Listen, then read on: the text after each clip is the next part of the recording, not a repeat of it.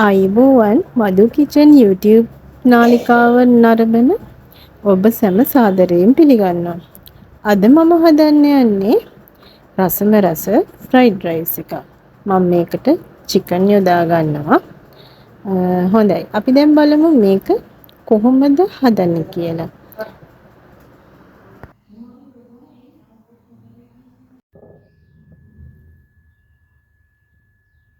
මුලින්ම අපි හාල් ටික හොඳින් හොදගෙන රයිස් කුකර් එකට දාගන්න ඕනේ.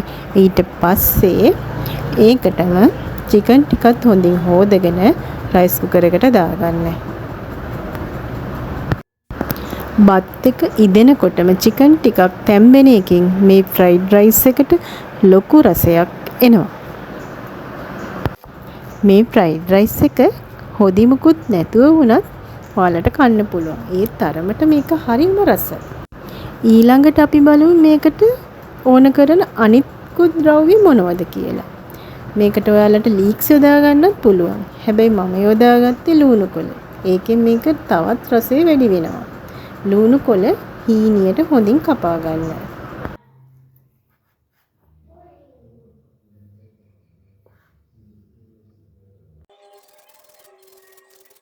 ඊට පස්සේ බත් එකත් එක්කම තැඹුණ මස් ටික අපි චූටිවට කපා ගන්න ඕනේ. එහෙම කපාගෙන ඒකේ මිරිස් කුඩු, කහ කුඩු, ගම්මිරිස් කුඩු, ලුණු කුඩු වගේ දේවල් හොඳින් මිශ්‍ර කරගන්න.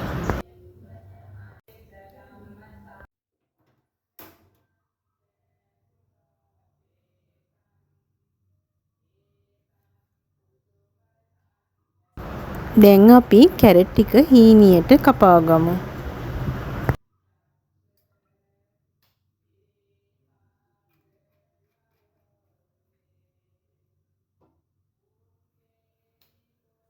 මේකට බිත්තර ගෙඩි 3ක්, හීනියට කපාගත් ලුණු, තලාගත් ඉඟුරු සුදු ලුණු අවශ්‍ය වෙනවා.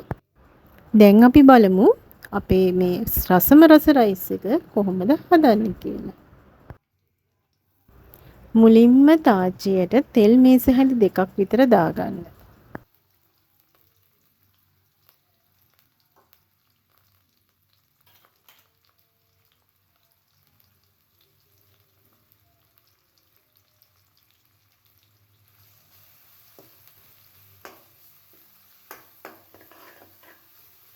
තෙල් එක රත් වුණාට පස්සේ අපි හීනියට කපාගත්ත ලුණුයි, තලාගත්ත ඉඟුරු සුදු ලුණුයි ඒ රත් වුණ තාච්චියට දාන්න ඕනේ.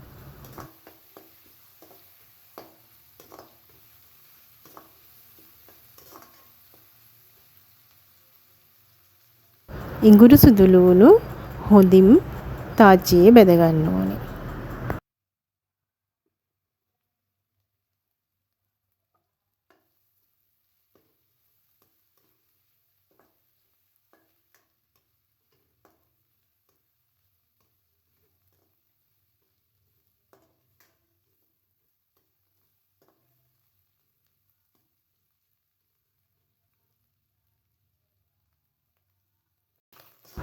ඉඟුරු සුදු ලුණු හොඳින් බැදුන පසු අපි තම්බගලා මිශ්‍ර කරගත්ත මස් ටික ඒ තෙලට දාලා හොඳින් ෆ්‍රයි කරගන්න. මස් ටික රන්වන් පාට වෙනතුරු බැඳෙන්න ඕනේ.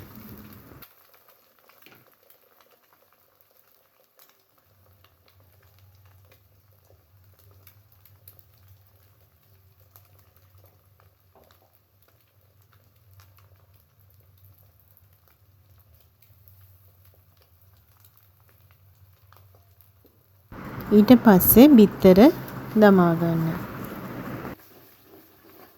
බිත්තර එකට ලුණු, ගම්මිරිස් කුඩු උඩින් ඉහාගෙන හොඳින් ෆ්‍රයි කරගන්න.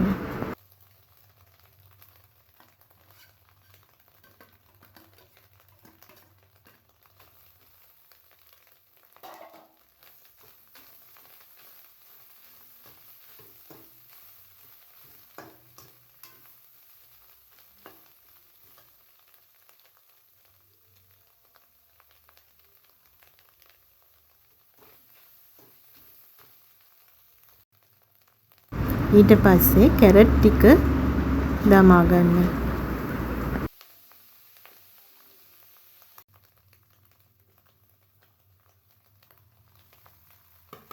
හොඳින් මිශ්‍ර කරගන්න.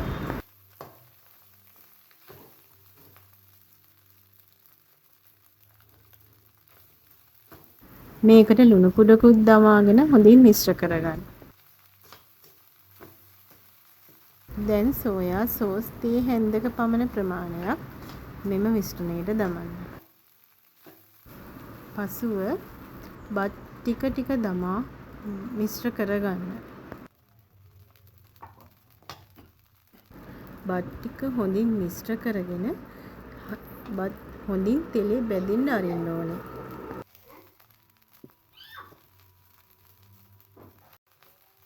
කොට මේකේ රසය ගොඩක් වැඩි වෙනවා.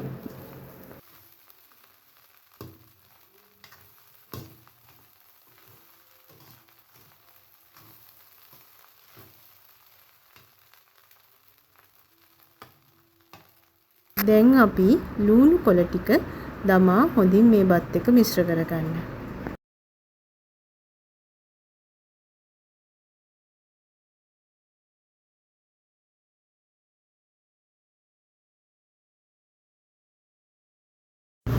දැන් මගේ රසම රස ෆ්‍රයිඩ් රයිස් එක හදලා ඉවරයි.